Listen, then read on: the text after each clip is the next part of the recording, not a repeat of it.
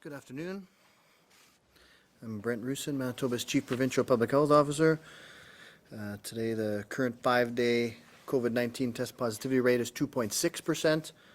54 new cases of the virus have been identified today as of 9:30 a.m. A previously announced case from the Winnipeg Health Region was removed from the case totals, pending further case investigation, bringing the new net cases to 53. And brings the total number of cases in Manitoba to 1,764. Today, there are 2 cases from Prairie Mountain Health Region, 2 cases from Interlake Eastern Health Region, 2 cases from the Northern Health Region, 4 cases in Southern Health Region, and 44 cases in the Winnipeg Health Region. And as we have discussed, the indicators, especially in the Winnipeg Health Region, are certainly trending in the wrong direction. We're seeing more people developing symptoms and access testing. We're seeing a growing test positivity rate and seeing higher rates of community-based transmission.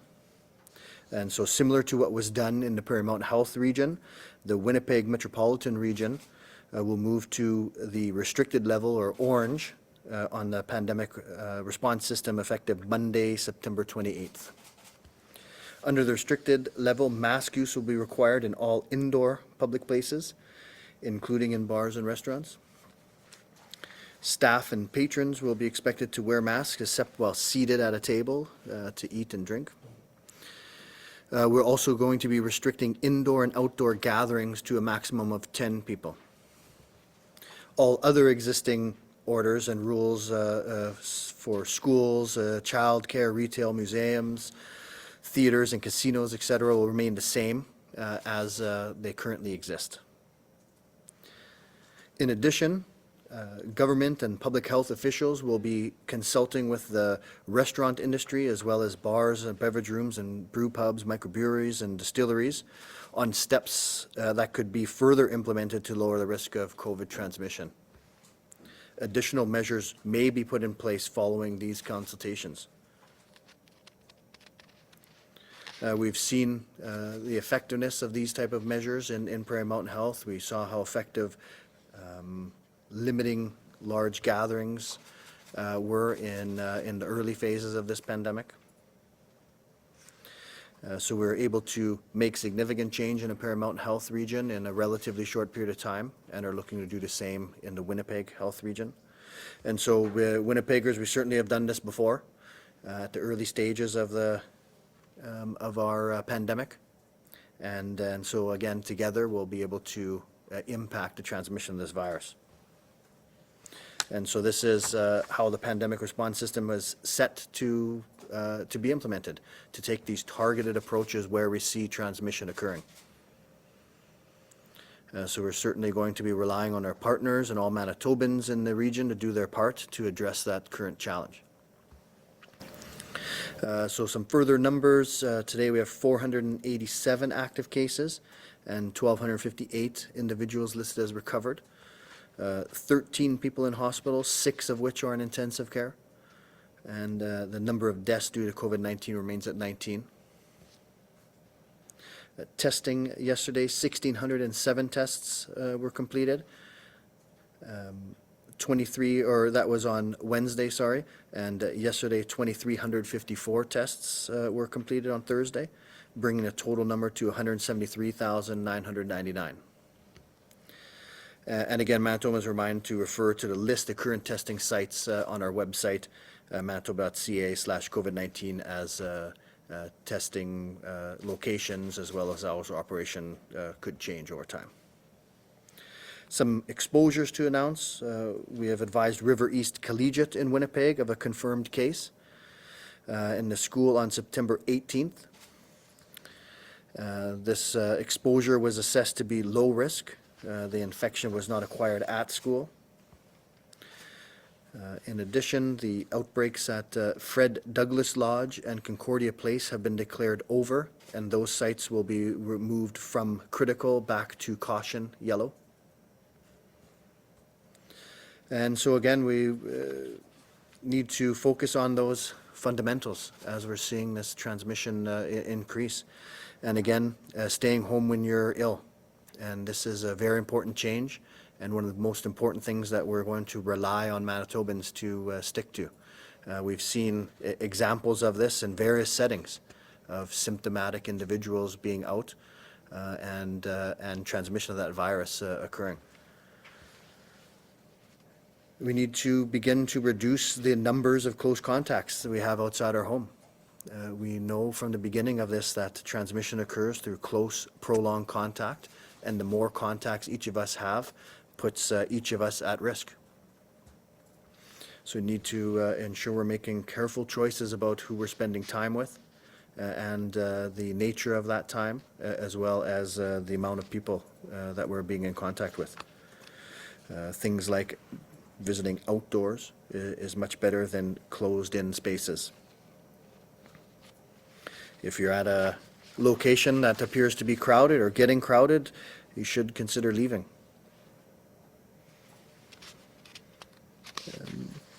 And again, we have reports of stigma, of fear to be tested, of concerns about being notified as a contact. And a lot of this is understandable. People are anxious. We're seeing numbers move in the wrong direction, but we have to remember that what we want is that people to feel very safe to go for testing, very safe to have contact investigations.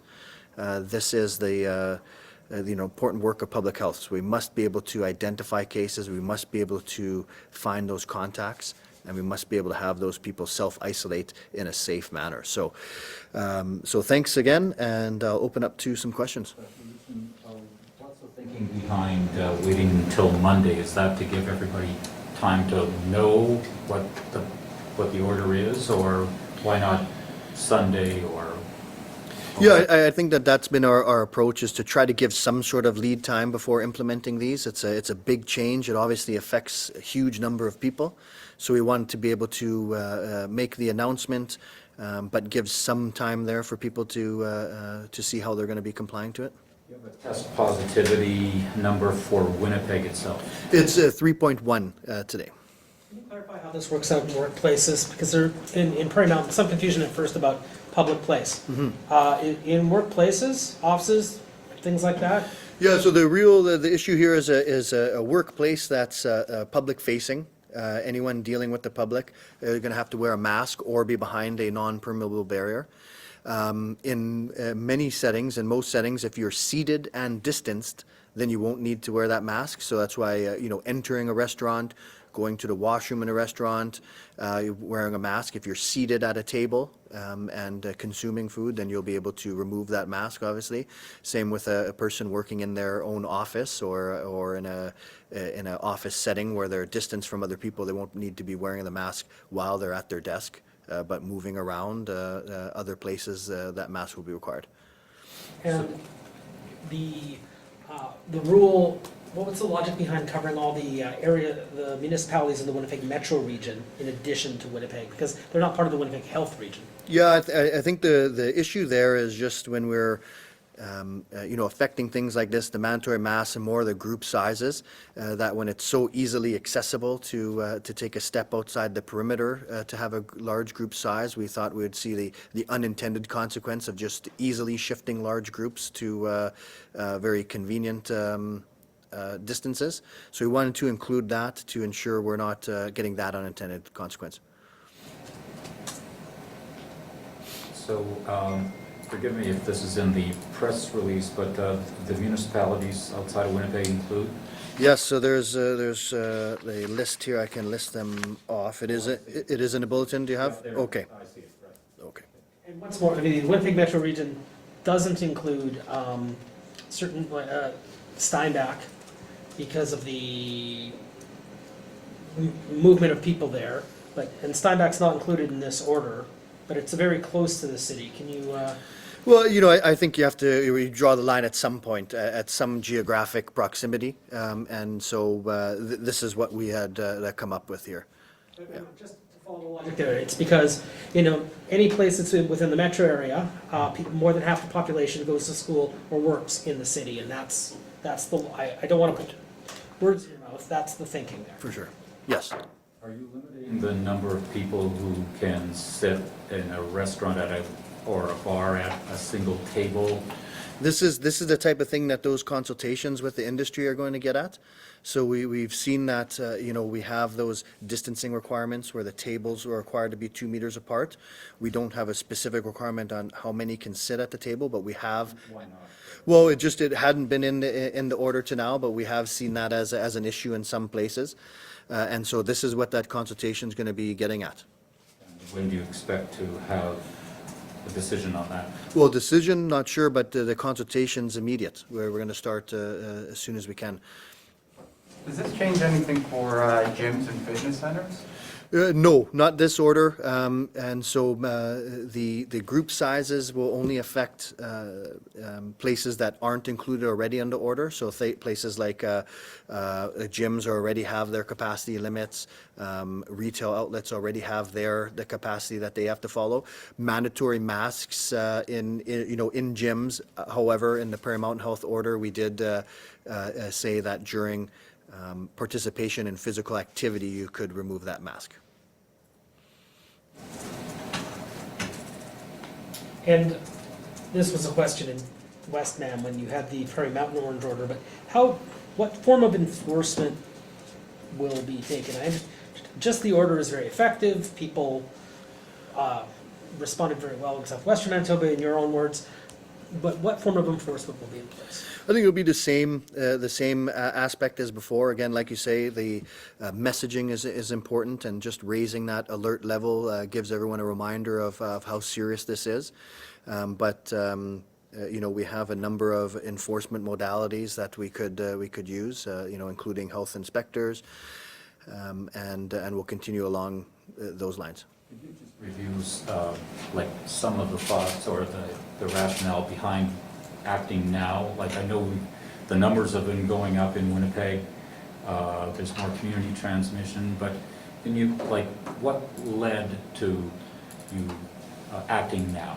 Well, we've been watching this growth in Winnipeg for some time, and so it's when we would do these type of interventions, it takes a little bit of time to get everything in the works. We want to make sure we have it lined up on who we're communicating to, how we're going to communicate it. So, I think that throughout this week we're watching very closely and thinking that we may actually need to do this.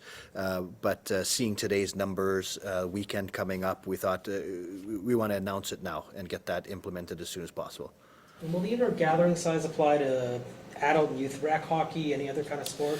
No, those are dealt with in the order. So they, while you're competing, then there isn't that distancing requirement. They have a 50% capacity for fans. So yeah. Generally state the mask order in particular, and the gathering size, it only applies to, just like in Prairie Mountain, outside and outside facing businesses. The mask order. Yeah, mask order is only indoor public places. Indoor public places. Yes. Forgive me. And sorry, long week. But the gathering size, that's everywhere except for businesses that are covered by other public orders. That's right. Yes. So things like weddings, funerals would be included in that, as our group sizes have always had, so we're really trying to limit those gathering sizes. So weddings and funerals are included in They the- are included. Yes. Somebody has a wedding planned for next weekend, and they've got 50 people there. Yes. Yeah. It's down to 10.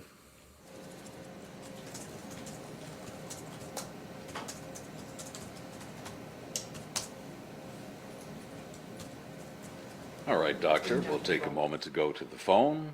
First up, CHVN and Taylor.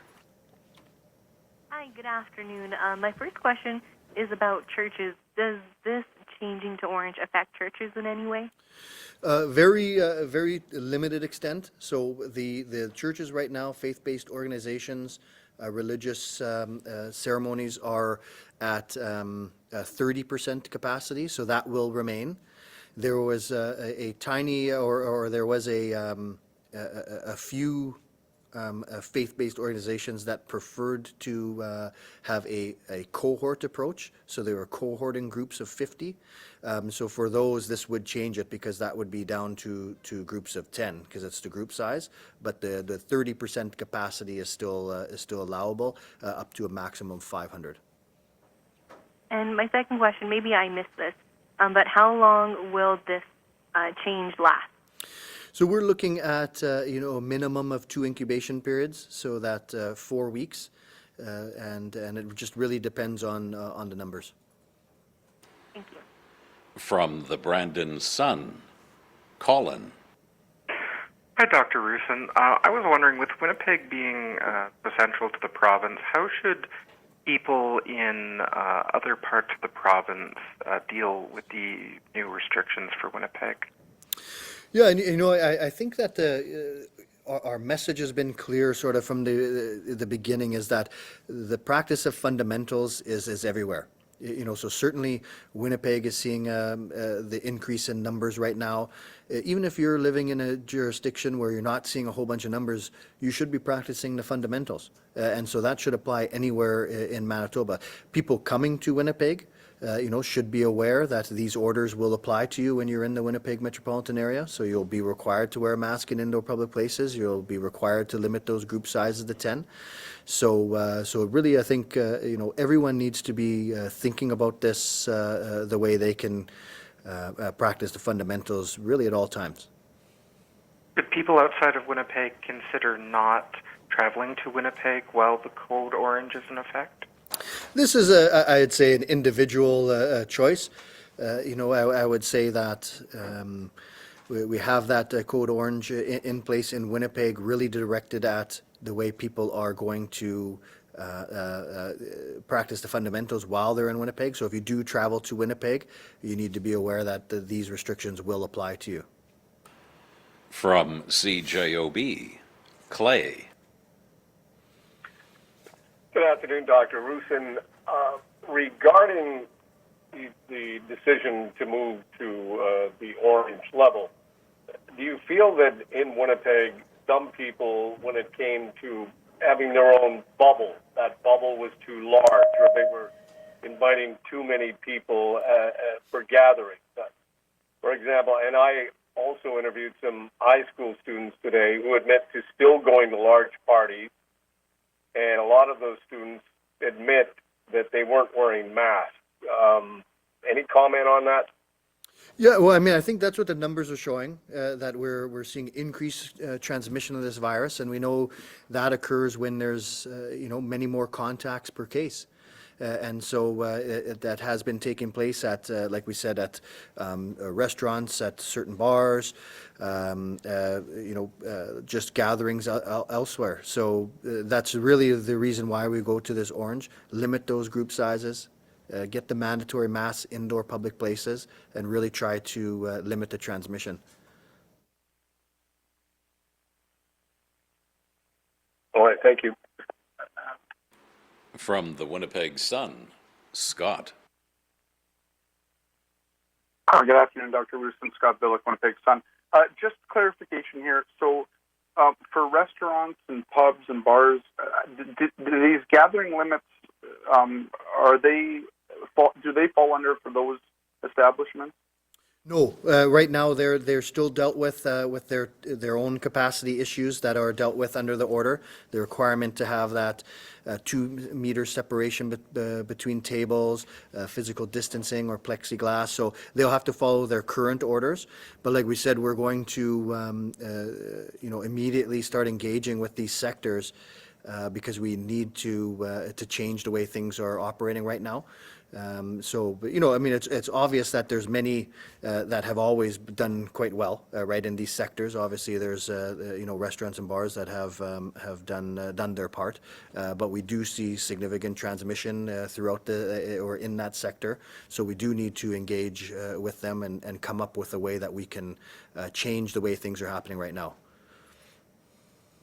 Yeah. So just as a follow-up, given that you said yesterday that half of new cases have been connected to a restaurant or pub or whatever, but given that today that these restrictions don't actually affect restaurants, do you expect to see a change in the immediate future at these places then? Yeah, so I mean, these orders do, the mask order does affect them.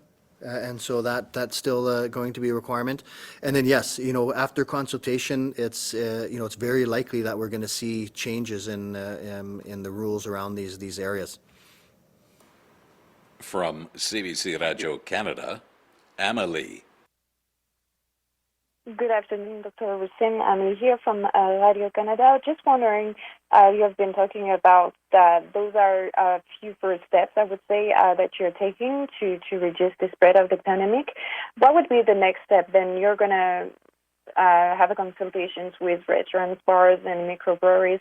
But yes, maybe could you tell us a little bit what would be the next step to limit the spread of the virus? And yeah, so I mean, the pandemic response system lets us, really guides us in a targeted approach. And so right now we know that those sectors, right now at least some parts of those sectors we've seen connected to transmission. So we're going to look, we're going to, work with people in those sectors who know their sectors best to try to figure out what we can do to really limit this, because, everyone wants to be part of the solution. And so we know people in those sectors want to be part of the solution. So we're going to work with them to try to see what we can do to limit the risk in those settings. And then, further on, it just depends on our epidemiology. We have the ability to limit other sectors, as well, but it'll really be based on the numbers we're seeing. Mm-hmm. Some experts, medical experts that we were interviewing this morning, say maybe the government, the province of Manitoba, was taking measures a little bit too late. What is your answer to that? Yeah, we've been watching it closely. We know that we're going to see this virus, so we can't react every time we see transmission of this virus. Just like in Paramount Health, we saw a climb. It got to a level where it triggered us to impact it. We saw a decline, but it's very likely we're going to see that virus, in that region again. This is the virus we're forced to live with, so we're going to see ups and downs. And so we want to take that the target approach. We want to take a well thought out approach, knowing that all of these changes, all of these restrictions have significant impacts as well. So we have to find that proper balance. From City News, Jonas. Good afternoon, Dr. Roussin.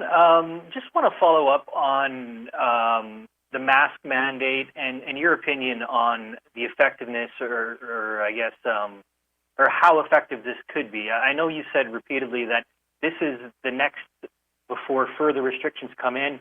I guess your hope is that we'll see some results within the next week, 10 days. Yeah, so the timing, we know when you have an incubation period of up to 2 weeks, we're not going to see a quick change when you implement things. So definitely at least a week, but more like 2 weeks before we could really judge the impact of this. And masks, we talk about really protecting those people around the person wearing it, what we call source control. We know this virus is predominantly spread by large droplets.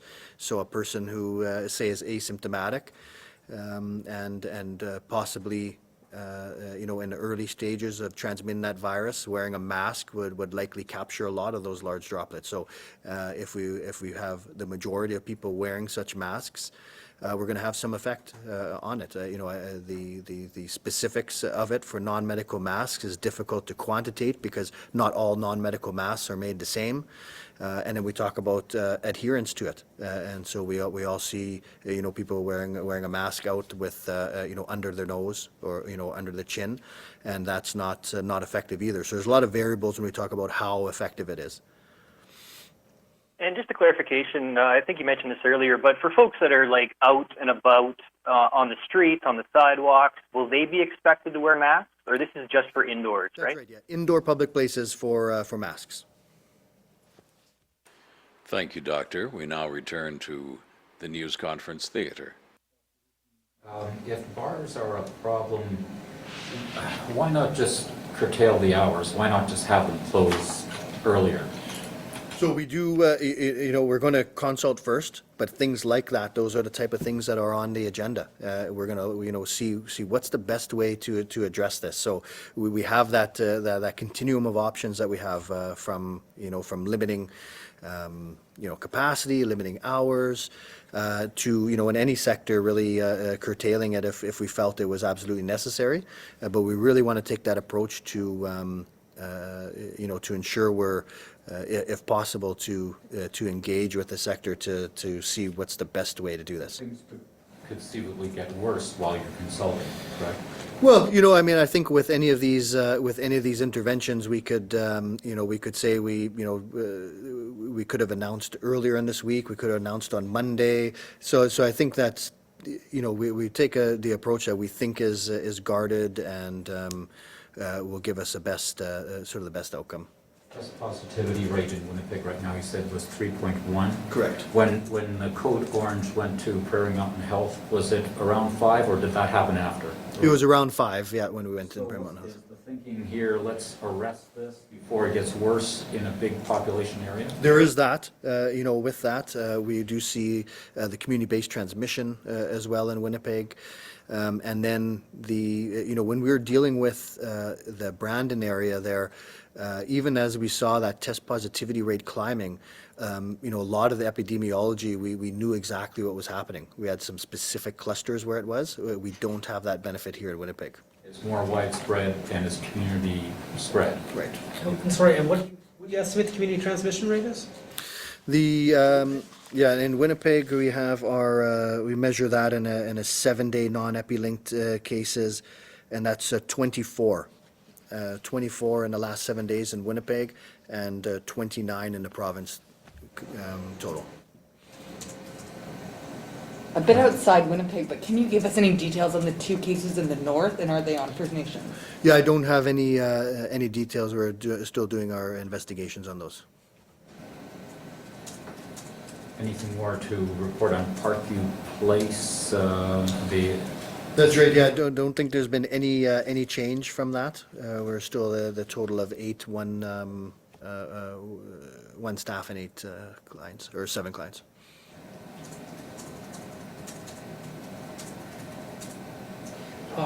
Do we know the number of people connected to the John Pritchard School outbreak today?